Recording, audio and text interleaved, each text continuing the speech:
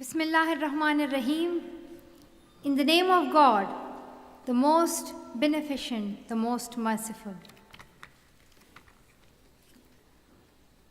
Honorable Dr. Ellen Counter, the Director of the Howard Foundation, and I guess that the respected President, Drew Faust, who I proudly say is the first woman founder and president of the Howard University, and I guess she isn't here.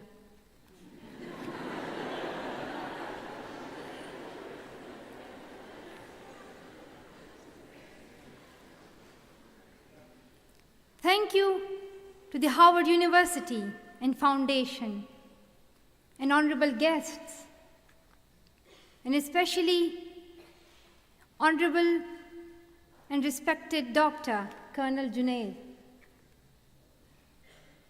And most importantly, my dear friends, it is a great honor for me to be here with you. This is an important occasion for me, a very important occasion. Not because only I am receiving an award, but also I'm here with my honorable, great and talented uncle and as well as Dr. Colonel Junaid, who did my first surgery in Pakistan 10 hours later when I was shot. I believe that God saved my life, people's prayers saved my life, and of course, Colonel Junaid saved my life.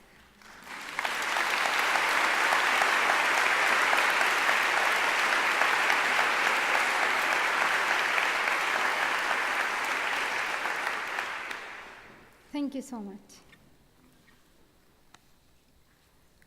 I come from a beautiful paradise-like valley called Swat, which is in the north of Pakistan. 3 years ago, Swat was a target of terrorism. In the month of January 2009, the terrorists,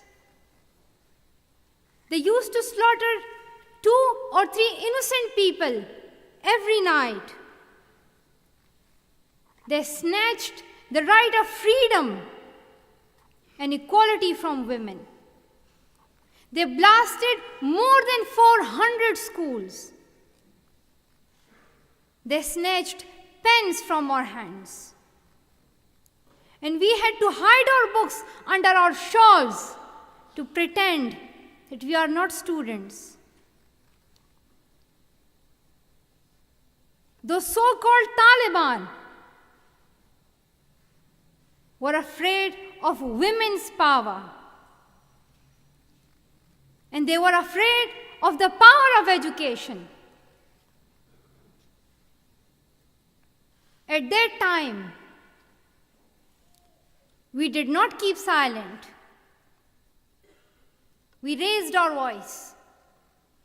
We raised our voice for the right of education.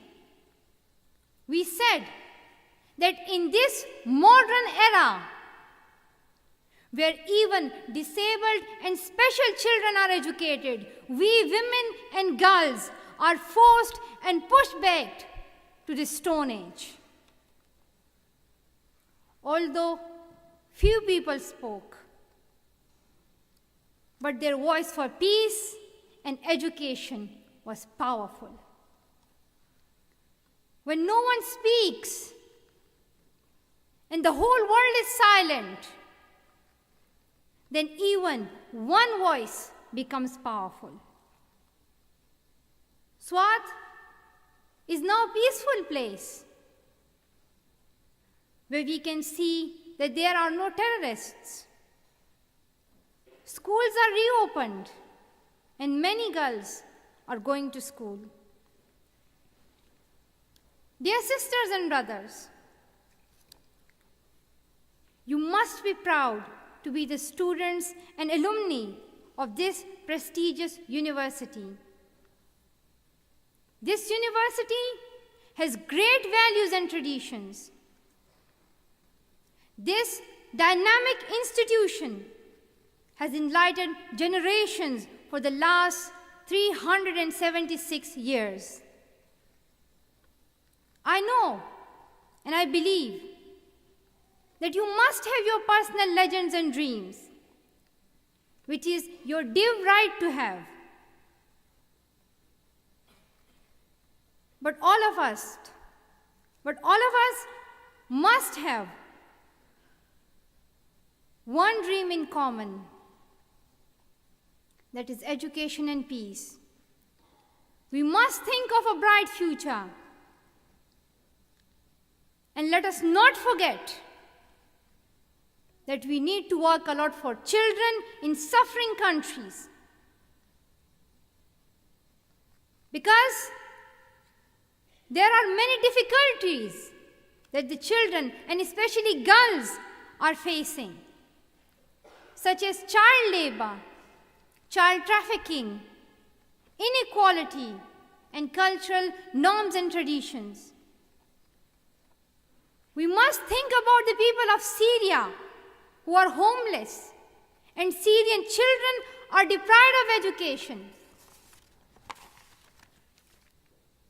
Children of Pakistan and Afghanistan are victims of terrorism.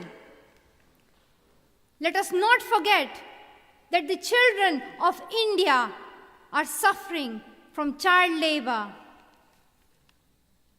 Let us not forget that in many countries like Nigeria, girls are suffering from early forced marriages and are victims of sexual violence. Let us not forget that in many African countries, children have no access to food and clean water, and they are starving for education. Let us not forget that women are not even accepted as human beings. Their rights are denied and are neglected, even in developed countries. Even in developed countries, they are not given the opportunities to move forward and to be what they are. But dear sisters and brothers, we are not here to make a long list of issues that we are facing. Rather, we are here to find a solution. And the solution is one, and it's simple, and that is education, education, education.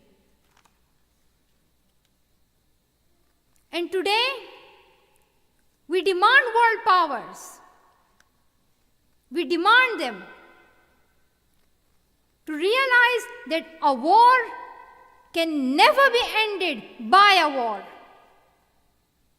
We can fight wars through dialogue and education. And we demand the world powers that if you want to see peace in Syria, in Pakistan and Afghanistan, then instead of sending guns, send pens. Instead of sending tanks, send books. Instead of sending soldiers, send teachers.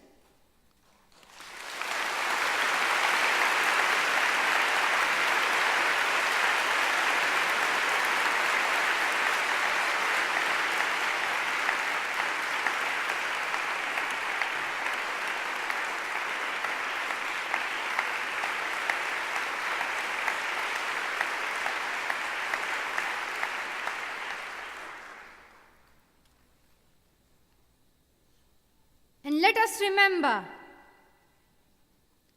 that even one book, one pen, one child, and one teacher can change the world. Let us dream today.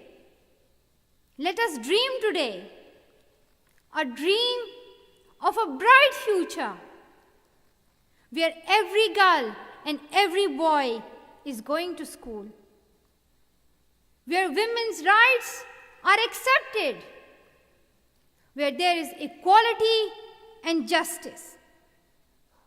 And let us stand up for our rights and let us fight for it. We are going to be the future, and let us make our future now. And let us make today's dreams tomorrow's reality. Thank you so much.